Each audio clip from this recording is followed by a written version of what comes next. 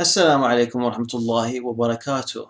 The following video is brought to you by Abu Zakaria from manyprophets1message.com.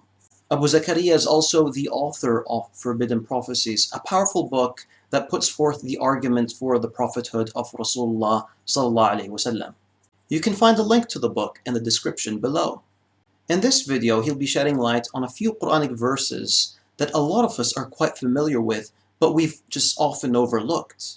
These verses affirm a historical reality which confirm the miraculous nature of the Quran. Without further ado, I present to you the Quran and the secrets of Babylon.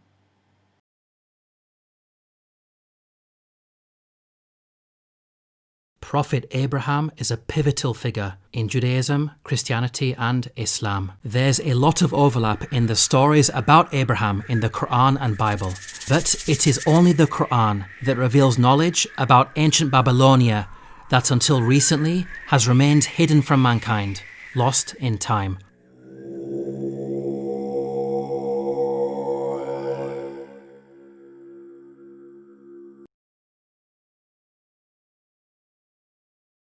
Jewish, Christian and Islamic sources all place Abraham's birthplace in ancient Babylonia, the region where we find modern-day Iraq. This region worshipped a multitude of gods and goddesses. Of particular prominence in the pantheon were celestial bodies such as the stars and planets. Each city had a patron god, which they worshipped as their main benefactor and protector. The moon god Nana, symbolized by the crescent, was worshipped at Ur and Haran.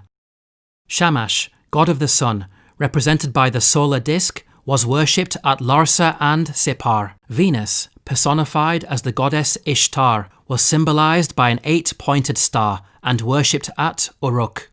According to Mesopotamian mythology, these three celestial bodies, the sun, the moon and Venus, formed an astral triad. Recent archaeological discoveries depict the special relationship between these deities. The stele of Ur-Nammu shows the sun and moon joined together. The Kuduru of King Melishipak depicts the astral triad in full. The Kuduru of Nebuchadnezzar shows the astral triad. The stele of Nabonidus also depicts the astral triad. The wide geographic distribution of these artifacts indicates that this astral triad was a prominent cult throughout the region.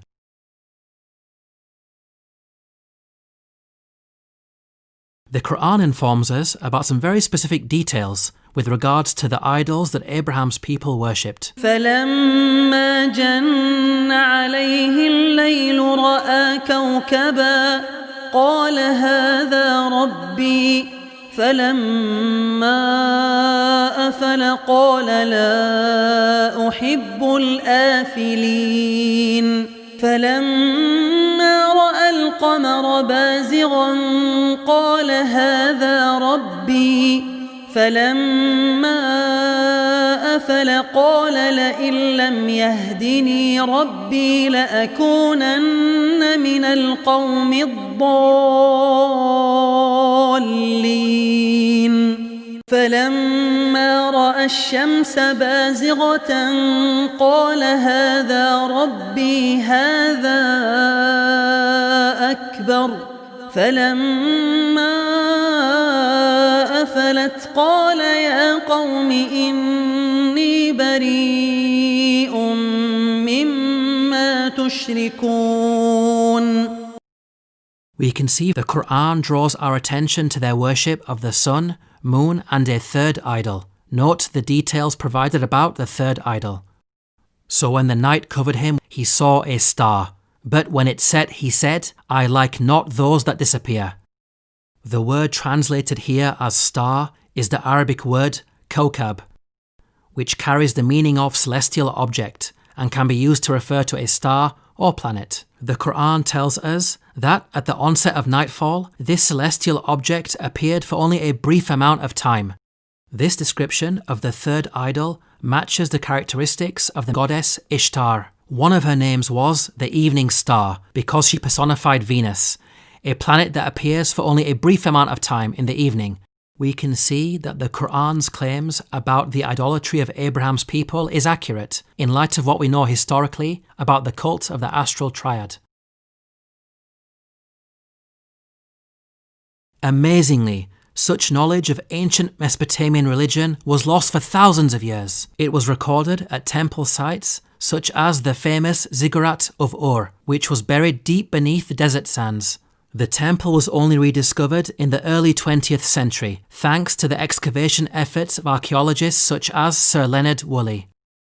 Even the Sumerian language that these ancient artifacts were written in was unknown.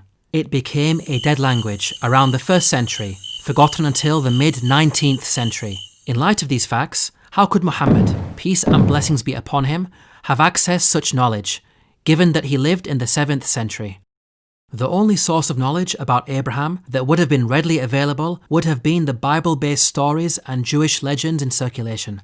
If we examine the Bible, we find that it's silent on such details. Long ago your ancestors, including Terah, the father of Abraham, and Nahor, lived beyond the Euphrates River and worshipped other gods. We can see that it makes no mention of specific idols that were worshipped. They are simply referred to as other gods.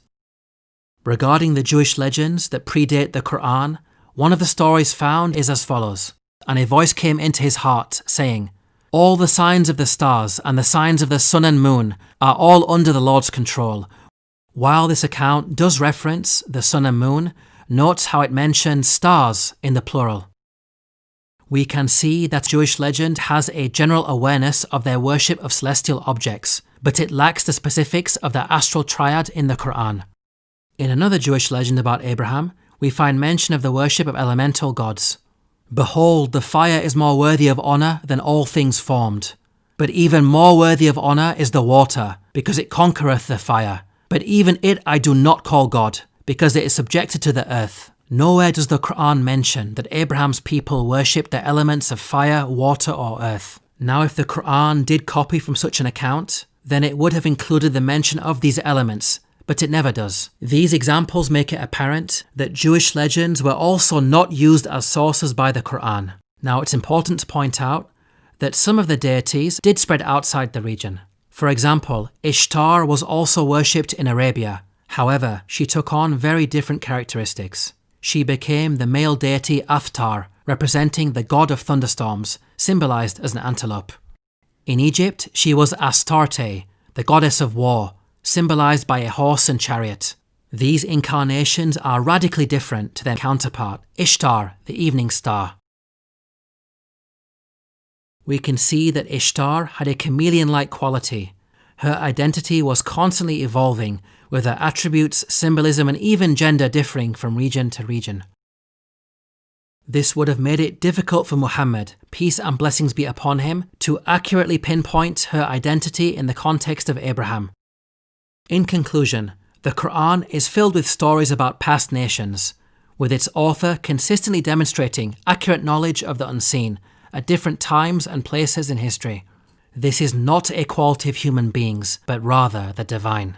The Quran proclaims that God Almighty Himself revealed such knowledge. تلك من أنباء الغيب نوحيها إليك ما كنت تعلمها أنت ولا قومك من قبل هذا. To learn more about the miracles of the Quran, please download your free copy of the book, The Eternal Challenge, at the link below.